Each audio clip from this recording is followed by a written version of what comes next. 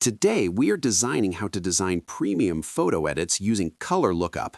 Start by loading your high-resolution image and ensuring your base corrections like exposure and white balance are clean. Premium edits always begin with a technically strong foundation. Add a color lookup adjustment layer and preview cinematic LUT presets that add contrast, depth, and color richness. Choose one that enhances the image rather than overpowering it.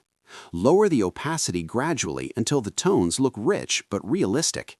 Next, duplicate the LUT layer and set it to soft light to subtly increase tonal depth.